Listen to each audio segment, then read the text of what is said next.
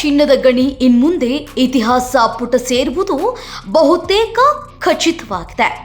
ಕೇಂದ್ರ ಸರ್ಕಾರ ಕೆಜಿಎಫ್ ಪುನರಾರಂಭಕ್ಕೆ ನಿರಾಸಕ್ತಿ ತೋರಿದ್ದು, ರಾಜ್ಯ ಸರ್ಕಾರಕ್ಕೆ ಭೂಮಿ ಹಿಂತಿರುಗಿಸುವ ಪ್ರಕ್ರಿಯೆ ಶುರುವಾಗಿದೆ. ಇದರ ಕಂಪ್ಲೀಟ್ ಡೀಟೇಲ್ಸ್ ನಿಮ್ಮ ಮುಂದೆ.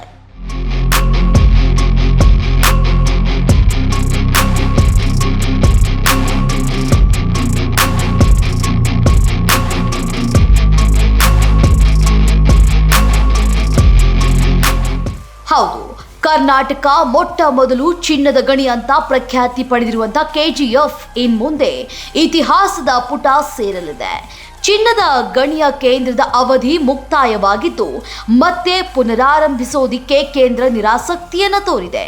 ಅಲ್ಲದೆ ಇದೀಗ ಭೂಮಿಯನ್ನ ರಾಜ್ಯಕ್ಕೆ ವಾಪಸ್ ಮಾಡುವ ಪ್ರಕ್ರಿಯೆ ಶುರುವಾಗಿದೆ ಎನ್ನಲಾಗಿದೆ.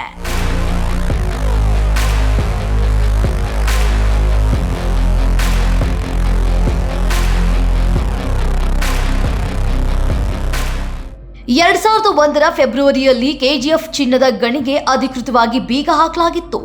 ಮತ್ತೆ ಗಣಿ ಪುನರಾರಂಭಿಸುವ ಬಗ್ಗೆ 22 ವರ್ಷಗಳಿಂದ ನಡೆಯಿತು.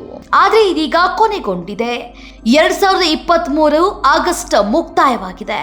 ಹೀಗಾಗಿ 12,500 ಎಕರೆ ಚಿನ್ನದ ಗಣಿ ರಾಜ್ಯ ಸರ್ಕಾರಕ್ಕೆ ಹಸ್ತಾಂತರ ಮಾಡಲು ಸಿದ್ಧಪಡಿಸಲಾಗಿದೆ ಅಂತ ಹೇಳಲಾಗಿದೆ.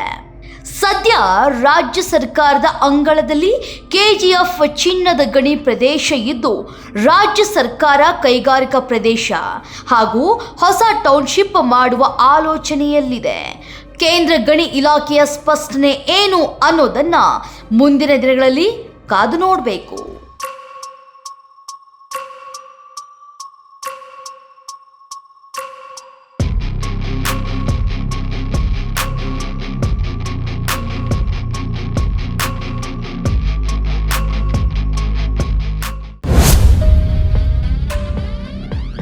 ಲೈಕ್ ಮಾಡಿ, ಶೇರ್ ಮಾಡಿ, ಸಬ್ಸ್ಕ್ರೈಬ್ ಮಾಡಿ.